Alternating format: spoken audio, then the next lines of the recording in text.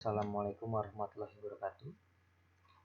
Melanjutkan pelajaran fisika dasar 1. Untuk kali ini kita akan mempelajari aspek fisika yang menganalisis gerak. Namun kali ini gerak yang terdapat dalam 2 atau 3 dimensi. Nah, untuk pembahasan gerak 2 dan 3 dimensi ini, untuk awal-awal kita akan mulai dengan posisi dan perpindahan. Oke, mari kita lanjutkan. Kita mulai saja. Kita akan bahas tentang posisi dan perpindahan. Posisi dan perpindahan. Yang awal kita bahas adalah vektor posisi. Apa sih itu vektor posisi, digunakan untuk apa? Jadi, vektor posisi ini bisa kita gunakan untuk menentukan sebuah posisi dari sebuah objek. Jadi, satu cara umum yang bisa kita lakukan untuk menentukan sebuah partikel posisinya, jadi menentukan posisi sebuah partikel atau objek adalah dengan menggunakan vektor posisi. Apa itu vektor posisi?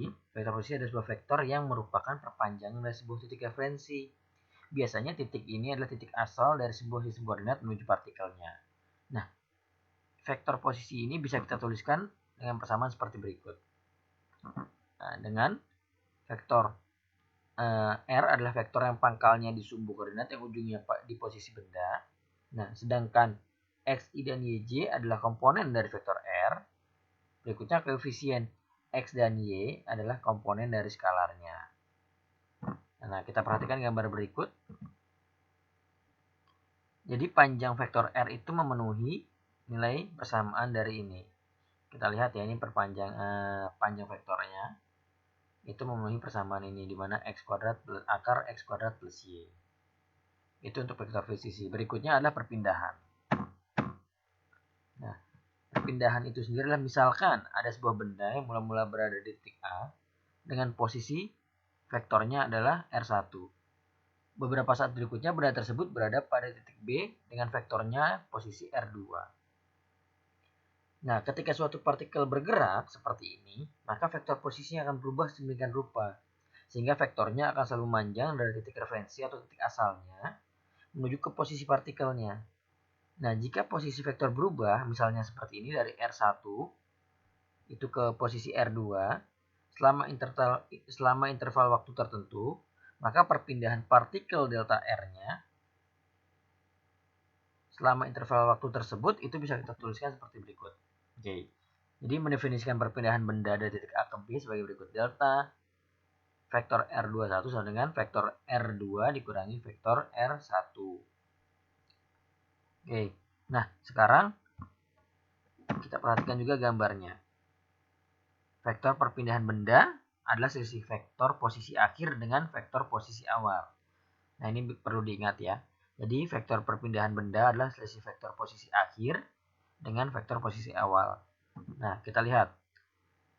Vektor perpindahan delta vektor R21 adalah vektor yang pangkalnya itu berada pada ujung vektor R1. Jadi di sini. Nah, dan kepalanya berada pada ujung vektor R2. Di sini. Nah, jadi kalau kita tuliskan vektor R1 dan R2 dalam komponennya, itu bisa kita tuliskan seperti ini ya. Ini vektor R1-nya dan ini vektor R2 dengan komponennya. Seperti itu. Lalu, nyatakan komponen vektornya, maka kita tuliskan perpindahannya sebagai berikut persamaannya.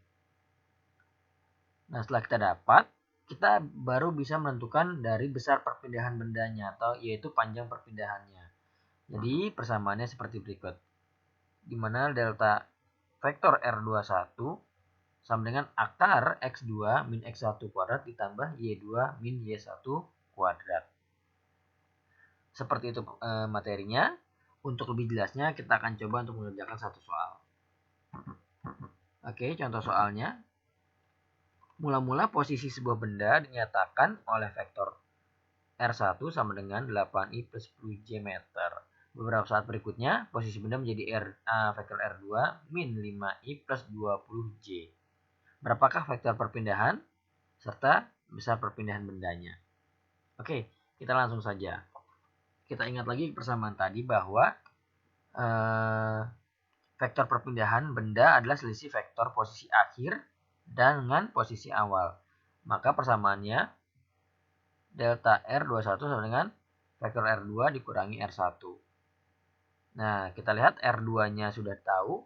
Kita langsung masukkan. dikurangi R1. Lalu kita lakukan operasinya, maka mendapatkan hasil seperti berikut. Lalu bagaimana untuk mengetahui besar perpindahan bendanya? Sangat mudah, kita bisa langsung menggunakan persamaan yang sudah kita dapatkan tadi juga, yaitu delta vektor R21 sama dengan akar X2 min X1 kuadrat plus Y2 min Y1 kuadrat. Nah, dari sini kita sudah dapatkan ya, untuk persamaan yang ini kita sudah dapatkan, yaitu ini. Nah, ini, maka tinggal kita lakukan penjumlahannya. Jadi, delta R21 sama dengan akar minus 13 kuadrat plus 10 kuadrat sama dengan akar 209. Maka hasil akhirnya adalah 16,4 meter. Oke, cukup sekian materinya kali ini. Kurang lebihnya saya mohon maaf. Terima kasih. Wassalamualaikum warahmatullahi wabarakatuh.